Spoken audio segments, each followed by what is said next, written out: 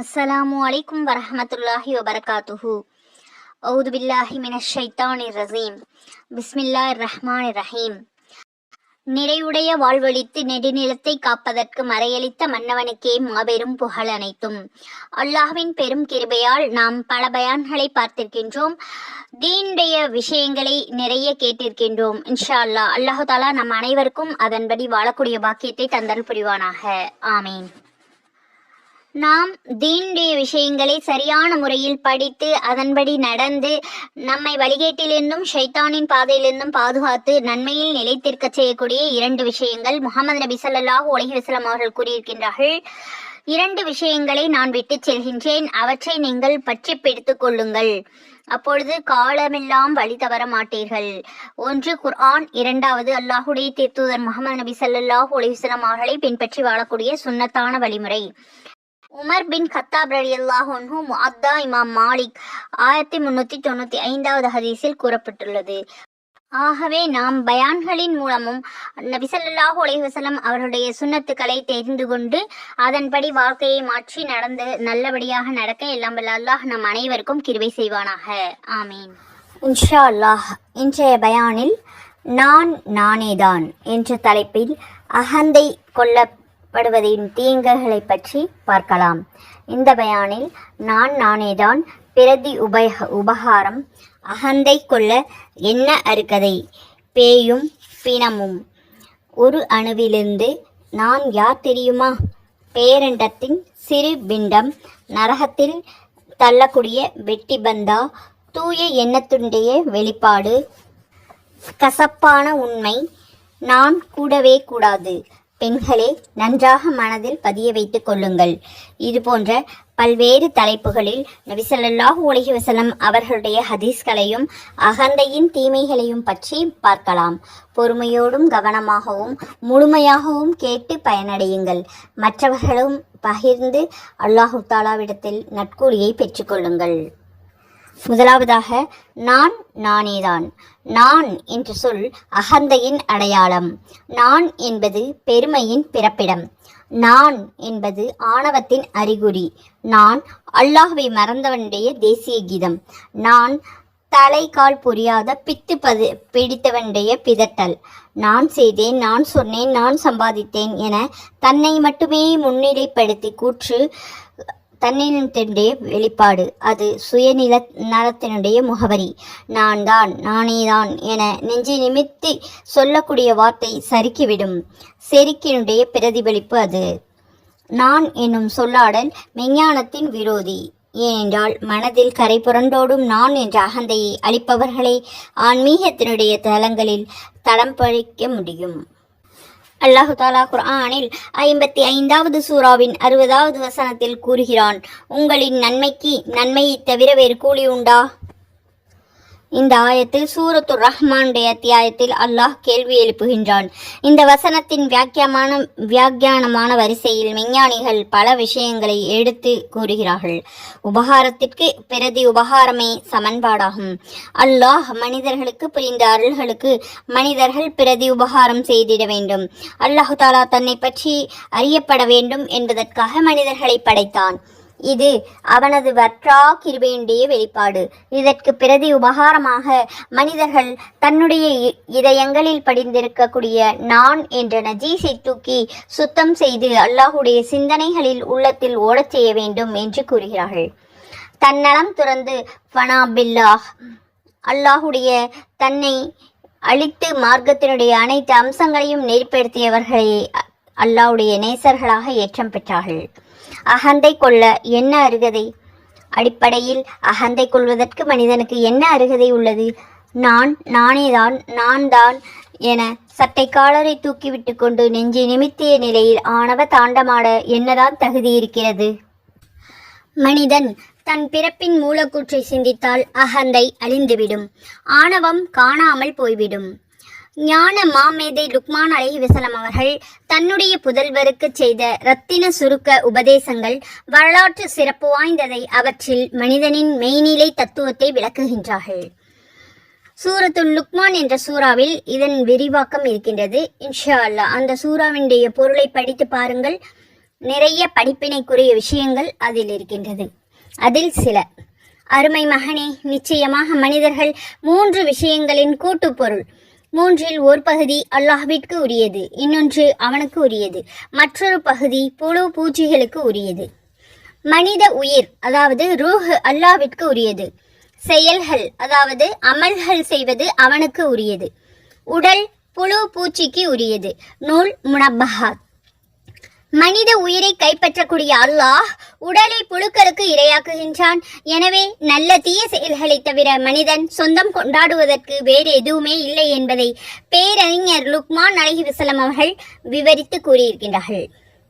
பேயும் பிணமும், உடல் பிளஸ் உயிர் ஆகியவற்றின் கூட்டுப் பொருள்தான் மனிதன். உடல் என்பது உயிர் பயணிக்கும் வாகனம் ஆகும்.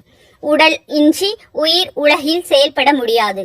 உயிரின்றி உடல் நிலை பெற முடியாது. உயிரற்ற உடலுடைய பெயர் என்ன? பிணம், பிண்டம். சற்று கண்ணியமாக கூறுவதென்றால் அரபியில் மையித், ஜனாசா, தமிழில் கூறினால் சடலம் என்று அழைக்கப்படுகிறது. உடலிலிருந்து விடுபட்ட உயிருக்கு என்ன பெயர்? ஆவி, பேய், பிசாசு. கொஞ்சம் டீசெண்டாக தமிழில் கூறினால் ஆன்மா, அரபியில் ரூஹ் என்று அழைக்கின்றோம். ஆக உடலும் உயிரும் அதாவது பேயும் பிணமும் சேர்ந்தே மனிதனாக கணிக்கப்படுகின்றான். இப்படி இருக்க இந்த மனிதனுக்குள் நான் என்ற ஒற்றை வார்த்தை எங்கிருந்து முளைத்தது? எப்படி உருவானது? உயிர் பிரிந்தால் அதிவிரைவில் அடக்கப்படும், நாற்றமெடுக்கப்படும் உடலை சுமந்து திரியக்கூடிய மனிதனா தன்னை நான் என்ற ஆணவத்தால் அடையாளப்படுத்திக் கொள்வது? ஒரு அணுவிலிருந்து. மனிதனுடைய மூலப்பொருள் ஒரு துளி விந்து. இச்சையினால் வெளிப்படக்கூடிய பச்சையான அசூசையான வஸ்து.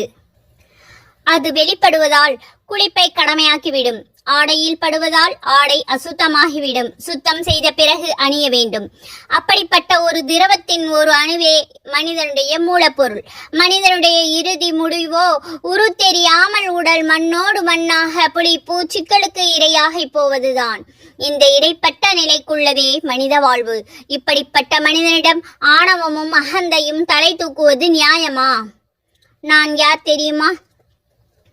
கொடுங்கோலன் ஹஜ்ஜாஜின் படை தளபதியாக செயலாற்றிய மஹலப் இப்னு அபி சப்ரா என்பவர் இயல்பில் பெருமைத்தனமும் அகந்தையும் அதிகாரம் உடையோருமாக இருந்தார். படை தளபதி மகுடம் வேறு கேட்கவா வேண்டும்? சாதாரணமாக தரையில் நடந்து செல்லும் போதே பட்டாடையும் பகட்டாடையும் அணிந்து பெருமை பேரிட்டோட ஒய்யாறு நடை நடந்து செல்வார்கள். இது கண்ட மத்ரப் இப்னு அப்துல்லா என்ற இறை நேசர், இறை அடியானே, என்ன நடை இது? அல்லாஹும் அவனுடைய தூதரும் முகம் சுளிக்கின்ற வகையில் நடந்து செல்கின்றாயே என்று கூறிய பொழுது, நான் யார் தெரியுமா என்று மிழிக்காக கேட்டார் மஹலப். மத்ரப் ரஹ்மத்துல்லாஹி அலைஹி அவர்கள் பதில் கூறுகிறார்கள், ஓ, நன்றாக தெரியுமே. உன்னுடைய ஆரம்பம் அசுத்தமான விந்து துளி, உன்னுடைய இறுதி முடிவு நாற்றம் எடுக்கக்கூடிய சடலம். இந்த 2 காலகட்டங்களுக்கு மத்தியில் நீ மலத்தை சுமந்து திரிபவன், சரிதானே? வார்த்தைகள் உள் மனதை உலுக்கியது.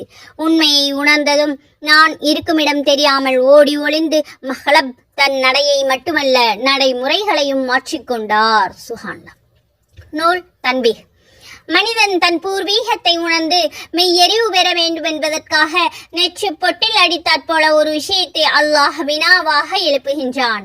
அல்லாஹு தஆலா குர்ஆனில் 36வது சூராவின் 77வது வசனத்தில், மனிதனை ஒரு துளி இந்திரியத்தால் தான் நாம் படைத்தோம் என்பதை அவன் கவனிக்கவில்லையா?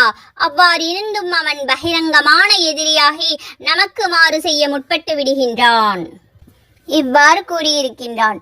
பேரண்டத்தின் சிறுபிண்டம். பறந்து விரிந்த பேரண்டங்களையும் அவற்றிலுள்ள படைத்த பேராற்றல் நிறைந்தவன் அல்லாஹ். அண்டத்தின் சிறுபிண்டமாக திகழக்கூடிய மனிதன் மகா வல்லமை பொருந்திய அல்லாஹ்விடம் தர்க்கம் செய்வதும் அகந்தையை வெளிப்படுத்துவதும் விந்தையிலும் விந்தையல்லவா?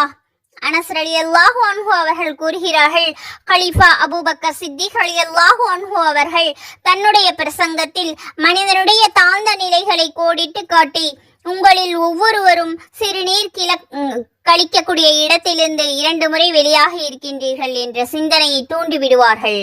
நூல் இஹ்யா. ஆணின் வெட்கஸ்தலத்திலிருந்து விந்து வடிவில் ஒரு முறையும் தாயின் பிறப்பிலிருந்து குழந்தை வடிவில் ஒரு முறையுமாக வெளிப்பட்டுள்ள மனிதன் அகந்தையின் வடிவமாக விளங்க என்ன அருகதை உள்ளது என்பதை சித்திகுல் அக்பர் ஹசரத் அபூபக்கர் சித்திக் ரலியல்லாஹு அன்ஹு அவர்கள் அருமையாக சுட்டிக்காட்டி இருக்கின்றார்கள். இதன் மூலம் மனிதன் தன்னை யாரென உணர்ந்து கொண்டால், தன்னுடைய நிலைமைகளை புரிந்து கொண்டால் அல்லாஹ்வின் பால் முழுமையாக சரணடைந்து விடுவான். மனிதனுக்கு தன்னை யார் என்று புரிய வைப்பதே ஆன்மீகத்தின் அரும்பெரும் பணியாகும். தன்னை அறிந்தவன் தன் இறைவனை நன்கறிந்து கொள்வான் என்று ஆரிஃபீன்கள் கூறுவார்கள். நரகில் தள்ளக்கூடிய வெட்டி பந்தார். 2 நபர்கள் முஹம்மது நபி ஸல்லல்லாஹு அலைஹி வஸல்லம் அவர்களுக்கு முன்னிலையில் தன்னுடைய குல பெருமைகளை பறைசாற்றிக் கொண்டிருந்தார்கள். ஒருவர் கூறினார், நான் யார் தெரியுமா? இன்னாருடைய வாரிசு நான். உனக்கு சொல்லிக் கொள்ளும்படி எந்த பாரம்பரியமும் இல்லை, உனக்கென யாரும் இல்லை என்று வாயாடினார். இருவரையும் அழைத்து நபிகள் நாயகம் ஸல்லல்லாஹு அலைஹி வஸல்லம் அவர்கள் நபி மூசா அலைஹி வஸல்லம் அவர்கள் சபையில் இப்படித்தான் ஒருவர் இன்னொருவரை நோக்கி, நான் இவருடைய அனந்தக்காரன் என்று 9 நண்பர்களை அடுக்கினார். அல்லாஹ் தஆலா மூசா நபி அவர்களுக்கு வஹி மூலம் கூறினார், நபி மூசாவே, அந்த பெருமைக்கார ஆசாமியிடம் கூறுங்கள், அந்த 9 நபர்களும் நரகவாசிகள், 10வதாக நீயும் நரகவாசிதான் என்று கூறி காட்டினார்கள். தூய எண்ணத்தின் வெளிப்பாடு. எனது நண்பர் ஒருவர் திருச்சி அருகில் பல லட்ச ரூபாய் செலவில் பள்ளிவாசல் நிர்மாணிக்க முன்வந்தார். அதற்கான அனைத்து பணிகளும் துரித கதியில் நடைபெற்றன. ஆனால் செலவினங்கள் அனைத்திற்கும் பொறுப்பேற்றுக் கொண்ட அவர் தன்னுடைய நெருங்கிய உறவினர்களிடம் கட்டுமான பணிக்காக 10 ரூபாய் 50 என்பது சொற்ப தொகையை நன்கொடையாக வாங்கி கொண்டார். எத்தீம்கானா சென்று அனாதை சிறுவர்களிடம் கூட சில்லறைகளாக சில ரூபாய்களை பெற்றுக்கொண்டார். தூய மனதோடு இறையில்ல பணி மேற்கொள்ளும் அன்பருக்கு பண பற்றாக்குறையா அல்லது அதிகப்படியான செலவா? இந்த சந்தேக பார்வை பார்த்தா நமக்கு அதன் பின்னணியை விவரித்த பொழுது ஆச்சரியம் மேலிட்டது. அந்த மஸ்ஜிதை என்னுடைய முழு செலவில் எழுப்பினால் நான் தான் பள்ளி கட்டினேன், என்னுடைய பொருளாதாரத்தில் நிர்மாணிக்கப்பட்டது என்ற அகந்தையின் நச்சுக்கிருமி என்னுடைய உள்ளத்தில் முளைவிட்டு விடும். நான் என்னை மட்டுமே முன்னிலைப்படுத்தக்கூடிய சூழ்நிலை ஏற்பட்டுவிடும். அதற்கு அவகாசம் கொடுத்தால் மறுமையின் பிரதிபலனை இறை திருப்தியை பெற முடியாமல் போய்விடும். எனவே பல லட்சங்களை நான் செலவிட்டாலும் நெருக்கமானவர்களிடம் சில ஆயிரங்களை பெற்று பணியில் சேர்த்து கொண்டேன். எத்தீம் பிள்ளைகளிடம் பாக்கெட் மணி கொடுத்து அதில் சில ரூபாய்களை பரக்கத்திற்காக வாங்கி கொண்டேன். இப்பொழுது நான் கட்டிய மஸ்ஜித் என்று கூறுவதை விட நாங்கள் உருவாக்கியது என்று சொல்வதே சாலச் சிறந்தது. ஏனென்றால் அதை நிர்மாணிப்பதில் எங்கள் அனைவருடைய பங்கு இருக்கின்றது என்று விளக்கம் தந்தார். சுப்ஹானல்லாஹ். அல்லாஹ்விற்கு இல்லம் எழுப்புவர்கள் உண்மையிலேயே கொடுத்து வைத்தவர்கள். அதுவும் முகஸ்துதி கலக்காமல், தன்னை மையப்படுத்தாமல் வடிகட்டிய தூய எண்ணத்தோடு செயலாற்றுபவர்கள் நிச்சயம் பாக்கியசாலிகளே. நான் என்பது சுயநலம், நாம் என்பது பொது நலம். நான் என்று கூறும்பொழுது உதடுகள் கூட ஒட்டாது, நாம் என்றால் தான் உதடுகள் கூட ஒன்று சேரும் என்பதை போன்ற பேருந்தில் காணக்கூடிய வாசகம் எவ்வளவு பொருத்தமானது. அகந்தையை அழிக்கலாம், அல்லாஹ்வை அடையலாம். அடுத்து கசப்பான உண்மை. இம்ரான் பின் ஹுசைன் ரலியல்லாஹு அன்ஹு அவர்கள் அறிவிக்கின்றார்கள், சொர்க்கத்தில் பெண்களின் எண்ணிக்கை மிகவும் குறைவாக இருக்கும் என்று நபிகள் நாயகம் ஸல்லல்லாஹு அலைஹி வஸல்லம் அவர்கள் கூறுகிறார்கள். ஹஜ்ரத் அப்துல்லா பின் அப்பாஸ் ரலியல்லாஹு அன்ஹு அவர்கள் அறிவிக்கக்கூடிய மற்றொரு அறிவிப்பில், உலகத்தில் 99 பெண்களில் ஒருத்தி மட்டுமே சொர்க்கம் செல்வாள், மீதமுள்ள பெண்கள் அனைவரும் நரகத்திற்கு செல்வார்கள் என்று நபி ஸல்லல்லாஹு அலைஹி வஸல்லம் அவர்கள் கூறியதாக வந்திருக்கின்றது. நவுது பில்லாஹி மின்ஹா. இதன் மூலம் புரிந்து கொள்ளக்கூடிய விஷயம் என்னவென்றால், பெரும்பாலான நட்பண்புகள் பெற்றிருக்கக்கூடிய பெண்களில் பலர் தன் கணவனுக்கு கட்டுப்படாத காரணத்தால், கணவனிடம் அன்பு கொள்ளாமல் வாழ்கின்ற காரணத்தால் இதை போன்ற தீய குணத்தினாலும் நரகத்தில் தூக்கி எறியப்படுகிறார்கள். நான் கூடவே கூடாது. அல்லாஹு தஆலா சொர்க்கத்தில் பிரவேசிப்பதை பெண்களுக்கு மிகவும் இலகுவாக ஆக்கியிருக்கின்றான் என்றாலும் பெண்கள் அங்கே செல்ல முடியாமல் தடுக்கப்பட்டு வருகிறார்களே, அதற்கு காரணம் என்ன என்று பார்க்கும் பொழுது, நான் என்ற அகம்பாவத்தை அழிப்பது அவர்களுக்கு மிகவும் கஷ்டமான காரியமாக இருக்கின்றது என்ற உண்மை புரிகின்றது. எனவே பெண்கள் அனைவரும் ஒரு உறுதிமொழி எடுத்துக்கொள்ள வேண்டும். இனி வரக்கூடிய காலங்களில் நாங்கள் எங்களுடைய நப்சை அடக்கி நான் என்ற அகந்தையை கொண்டு வாழ்நாள் முழுவதும் கணவனுக்கு கட்டுப்பட்டு நன்றாக வாழ்வோம். அவருடைய பிரியத்தை அடையக்கூடிய வழிகளை தேடுவோம். கணவனுடைய பிரியம் கிடைப்பதை பெரும் பாக்கியமாக கருதுவோம். அதில் குறைவு ஏற்பட்டாலும் எங்களுடைய பணிவிடை, நட்பண்பு, நன்னம்பிக்கையின் மூலமாக கணவனுடைய மனதை வென்றிட முயலுவோம் இன்ஷா அல்லாஹ். நாங்கள் கணவன் மீது காதல் கொண்ட வதூதாக அவரோடு மகிழ்ச்சியாக இல்லறம் நடத்தும் பெண்ணாக, பிறருடைய பார்வையை பாதுகாக்கும் பெண்ணாக வாழ வேண்டும். இன்ஷா அல்லாஹ் உறுதி எடுத்துக் கொள்ளுங்கள். அல்லாஹு தாலா சுலபமான முறையில் சொர்க்கத்தில் பிரவேசிக்க செய்ய நம் நியாமத்துக்கள் அனைத்தையும் வாரி வாரி வழங்கி விடுவான். பெண்களே, நன்றாக மனதில் பதிய வைத்துக் கொள்ளுங்கள். ஹஜ்ரத் இப்னு அப்பாஸ் ரலியல்லாஹு அன்ஹு அவர்கள் அறிவிக்கின்றார்கள், நரகத்தில் அதிகமாக பெண்கள் இருப்பதை கண்டேன் என்று முஹம்மது நபி ஸல்லல்லாஹு அலைஹி வஸல்லம் அவர்கள் கூறிய பொழுது, அல்லாஹ்வுடைய தூதரே ஸல்லல்லாஹு அலைஹி வஸல்லம், முஹம்மது நபி ஸல்லல்லாஹு அலைஹி வஸல்லம் அவர்கள் எந்த பாவத்தின் காரணமாக பெண்கள் அதிகம் நரகத்தில் செல்கின்றார்கள் என்று கேட்கப்பட்டது. மறுக்கும் குணத்தின் காரணமாகவே பெண்கள் அதிகம் நரகத்தில் செல்வதை நான் பார்த்தேன் என்று முஹம்மது நபி ஸல்லல்லாஹு அலைஹி வஸல்லம் அவர்கள் கூறினார்கள். அல்லாஹ்வை மறுப்பவர்களா என்று கேட்கப்பட்டது. இல்லை, மாறாக தன்னுடைய கணவனின் உபகாரங்களை மறுப்பார்கள், அவனிடம் நன்றி கெட்டத்தனமாக நடந்து கொள்வார்கள் என்று முஹம்மது நபி ஸல்லல்லாஹு அலைஹி வஸல்லம் அவர்கள் பதில் கூறினார்கள். நீங்கள் காலம் முழுவதும் உன்னுடைய மனைவிக்கு உபகாரம் செய்து வந்தீர்கள். பிறகு என்றாவது ஒரு நாள் ஒரு குறையை அவள் உம்மிடம் கண்டுவிட்டால் உடனே நான் உன்னிடம் எந்த நலவையும் பார்த்ததில்லை என்று நான் கூசாமல் சொல்லிவிடுவாள் என்று பதில் கூறப்பட்டது. இதை போன்ற தரிப்பமான வார்த்தைகள் தான் பெண்களில் பெரும்பாலானவர்கள் நரகத்தில் செல்ல காரணமாக இருக்கிறது. அல்லாஹ்வுடைய வேதத்திற்கு பிறகு மிகவும் உண்மையான கிரந்தம் என்று ஆலிம் பெருமக்கள் புகழ்ந்துரைக்கும் புகாரி ஷரீஃபில் பதிக்கப்பட்டுள்ள சத்திய தூதர் நபி ஸல்லல்லாஹு அலைஹி வஸல்லம் அவருடைய வார்த்தைகள் தான் இவை. கணவனிடம் நன்றி மறந்து வாழக்கூடிய பெண்கள் அதிகமாக நரகம் செல்வார்கள் என்ற இந்த எச்சரிக்கையை பெண்கள் நன்றாக மனதில் பதிய வைத்துக் கொள்ள வேண்டும். இதுதான் நம்முடைய ஆன்மீக பயிற்சி. இதுவே இறை நெருக்கம் கிடைக்க எளிய வழி. எனவே நாங்கள் கணவனோடு பிரியம் நிறைந்த இல்லறம் அமைப்போம். இன்ஷா அல்லாஹ் கணவனுடைய மனதை வெல்ல அவரை மகிழ்ச்சியாக வைத்திருப்போம். இன்ஷா அல்லாஹ் அவருடைய பொருத்தத்தை பெற்ற நிலையில் இந்த உலகத்தை விட்டு மறைவோம். இன்ஷா அல்லாஹ் என்று இது போன்ற உறுதிமொழிகளை எடுத்துக்கொள்ளுங்கள். அல்லாஹு தாலா நம் அனைவருக்கும் கிருபை செய்வானாக. அப்பொழுதுதான் உங்களுக்காக சொர்க்கத்தினுடைய 8 வாசல்களும் திறந்து வைக்கப்படும். கியாமத்துடைய நாளில் அல்லாஹு தாலா இந்த மகிழ்ச்சியை நம் அனைவருக்கும் நிலைத்திருக்க செய்வானாக. ஆமீன். ஒரு பெரியார் கூறுகிறார்கள், ஒருவர் 7 விஷயங்களின் மீது அமல் செய்கிறார், மற்ற 7 விஷயங்கள் மீது அவர் அமல் செய்யவில்லை என்றால் அவருடைய அமல் வீணாகிவிடும். முதலாவது, அல்லாஹ்வுடைய அச்சம் இருப்பதாக கூறுகிறார், ஆனால் பாவங்களை விட்டு விலகவில்லை என்றால் அவருடைய கூற்று பொய்யானது, அதனால் எந்த பயனும் ஏற்படாது. இரண்டாவது, நல்ல அமல்கள் செய்யாமல் அல்லாஹ்விடம் நன்மையை மட்டும் ஆதரவு வைக்கின்றார். அமல் செய்யாமலேயே அல்லாஹ் தஆலாவிடத்தில் நன்மையை கொடுக்க முடியும், ஆனால் நல்ல அமல்கள் செய்பவர்களுக்கு நன்மை கிடைப்பது அல்லாஹ்வுடைய நியதியாகும். மூன்றாவது, நல்ல அமல் செய்வதற்கு உறுதி இல்லாமல் ஆசை மட்டும் வைத்துக் கொள்கின்றார். நான்காவது, உழைப்பில்லாமல் துவா மட்டும் செய்கின்றார். அதாவது நல்லவனாக ஆவதற்கு முயற்சியே செய்யாமல் துவாவை மட்டும் போதுமாக்கி கொண்டால் அவர் நல்லவனாக இருக்க முடியுமா? முயற்சி செய்பவர்களுக்கு தான் நல்ல பாக்கியங்கள் கிடைக்கும். எவர்கள் நமக்காக முயற்சி செய்தார்களோ அவர்களுக்கு நிச்சயமாக நாம் நம்முடைய பாதைகளை காட்டுவோம் என்று அல்லாஹ் தஆலா கூறியிருக்கின்றார். ஐந்தாவது, உள்ளம் வருந்தாமல் இஸ்திக்ஃபார் செய்வது. அதாவது நாவால் இஸ்திக்ஃபார் அஸ்தக்ஃபிருல்லாஹ் ஓதுகிறார், ஆனால் உள்ளத்தால் வருத்தமில்லை என்றால் இப்படிப்பட்ட இஸ்திக்ஃபாரின் மூலம் என்ன பலன் கிடைக்கும்? மனதார இஸ்திக்ஃபார் செய்ய வேண்டும் இன்ஷா அல்லாஹ்.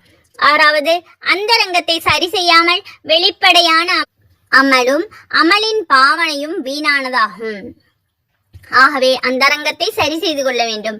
மன தூய்மை இல்லாமல் முயற்சி செய்வது, அதாவது இக்லாஸ் இல்லாமல் செய்யப்படக்கூடிய மிக பெரிய அமலும் தீனுடைய உழைப்பும் வீணாகி விடுகிறது.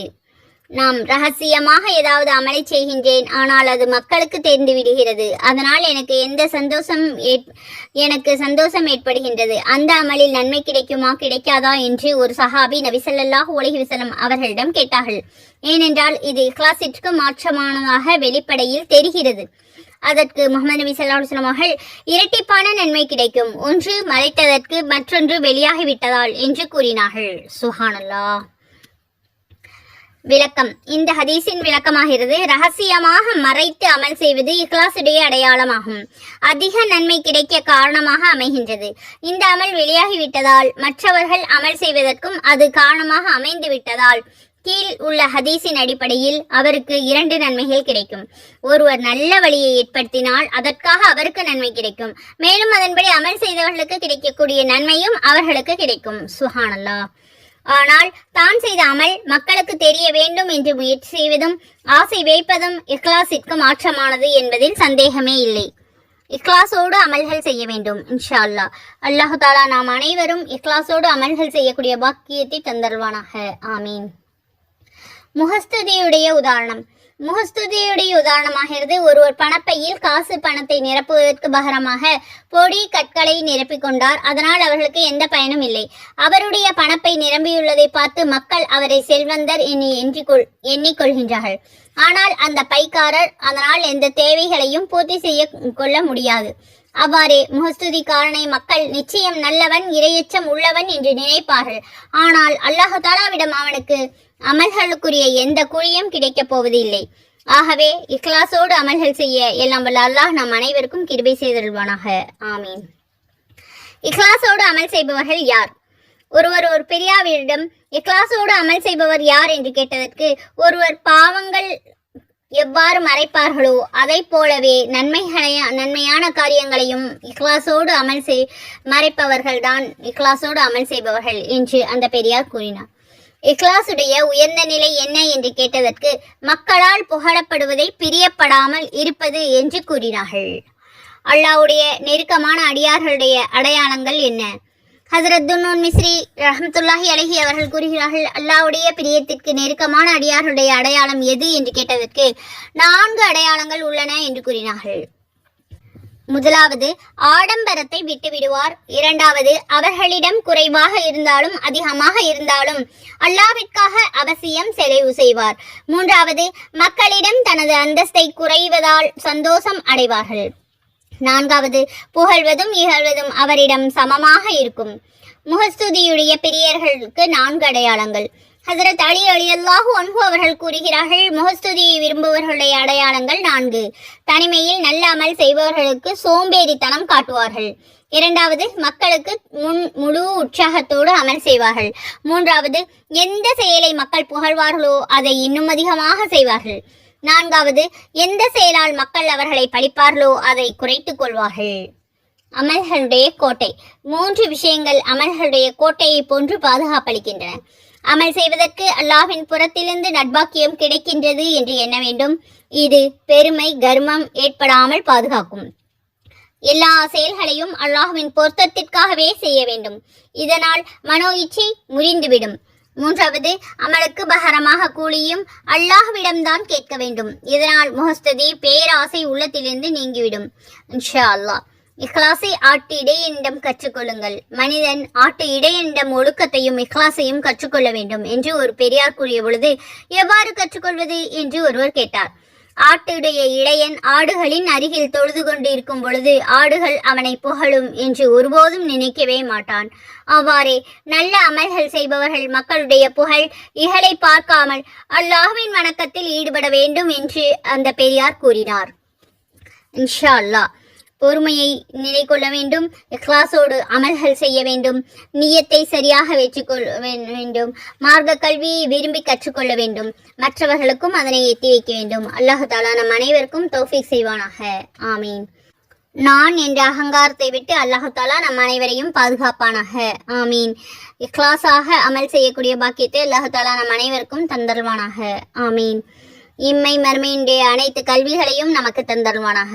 ஆமீன். முகமது நபி ஸல்லல்லாஹு அலைஹி வஸல்லம் அவர்கள் எந்த ஹைரெல்லாம் கேட்டார்களோ அவை அனைத்தையும் நமக்கு தந்தருவானாக. ஆமீன். முகமது நபி ஸல்லல்லாஹு அலைஹி வஸல்லம் அவர்கள் எந்த தீங்கை விட்டு பாதுகாப்பு தேடினார்களோ அதனை விட்டு அல்லாஹ் தஆலா நம்மை பாதுகாத்தல் புரிவானாக. ஆமீன்.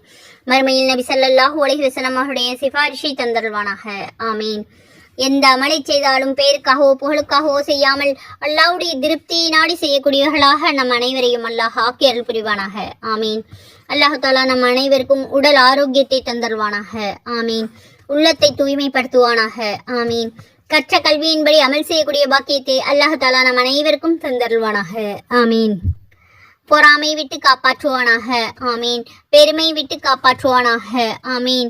கோபப்படுவதை விட்டு காப்பாற்றுவானாக. ஆமீன். இக்லாஸ் என்ற மன தூய்மையை தந்தருவானாக. ஆமீன். தற்பெருமையை விட்டு காப்பாற்றுவானாக. ஆமீன். நாம் எந்த அமலை செய்தாலும் பேருக்காகவோ புகழுக்காகவோ செய்யாமல் அல்லாஹ்வுடைய பொருத்தத்திற்காக செய்யக்கூடிய நன்மக்களாக நம் அனைவரையும் அல்லாஹ் தஆலா ஆக்கி அருள் புரிவானாக. ஆமீன். பெண்கள் தன்னுடைய கணவர்களிடம் நல்ல முறையில் நடக்கக்கூடிய பாக்கியத்தை தந்தருள்வானாக. ஆமீன். இனிமேலாவது எந்த பெருமையும் செய்யாமல் நான் என்று அகந்தை கொள்ளாமல் வாழக்கூடிய பாக்கியத்தை அல்லாஹ் தஆலா நம் அனைவருக்கும் தந்தருள்வானாக. ஆமீன். கேட்டதின்படி அமல் செய்யக்கூடிய பாக்கியத்தை தந்தருள்வானாக. ஆமீன். மேலும் மேலும் ஹதீஸ்களை ஆர்வத்தோடு கேட்கக்கூடிய பாக்கியத்தை தந்தருள்வானாக. ஆமீன். வீணான காரியங்கள் செய்வதை விட்டு நம்முடைய ஒவ்வொரு உறுப்புகளையும் அல்லாஹ் தஆலா பாதுகாத்தல் புரிவானாக. ஆமீன். வீணான பேச்சுக்கள் கேட்பதை விட்டும் வீண் செயல்கள் செய்வதை விட்டும் நம்முடைய ஒவ்வொரு உறுப்புகளையும் பாதுகாப்பானாக. ஆமீன். வீணான பொருட்களை பார்ப்பதை விட்டு நம்முடைய கண்களை பாதுகாத்தல் புரிவானாக. ஆமீன். அல்லாஹ் தஆலா நம்முடைய ஒவ்வொரு உறுப்புகளையும் நல்வழியில் ஈடுபடுத்துவானாக. ஆமீன். அல்ஹம்துலில்லாஹ். இவ்வளவு நேரமாக பொறுமையாக பயான் கேட்டு மற்றும் துஆக்களுக்கு ஆமீன் சொன்ன உங்கள் அனைவருக்கும் அல்லாஹ் தஆலா அதற்குரிய நற்கூலியை தந்தருள்வானாக. ஆமீன். ஹதீஸை கேட்டு அதன்படி அமல் செய்யக்கூடிய பாக்கியத்தை நாம் அனைவருக்கும் அல்லாஹ் தஆலா தந்தர் புரிவானாக. ஆமீன். கற்றதின்படி அமல் செய்யக்கூடிய பாக்கியத்தை தருவானாக. கற்றதை பிறருக்கும் எத்தி வைக்கக்கூடிய பாக்கியத்தை தந்தருவானாக. ஆமீன். லைக் செய்து கமெண்ட் செய்யுங்கள், ஷேர் செய்யுங்கள். அல்லாஹ் தஆலா நம் அனைவருக்கும் நற்கூலியை தருவானாக. ஜஸாக்குமுல்லாஹு கைரன் கசீரா. அஸ்ஸலாமு அலைக்கும் வரஹ்மத்துல்லாஹி வபரகாத்துஹு வ மக்ஃபிரத்துஹு.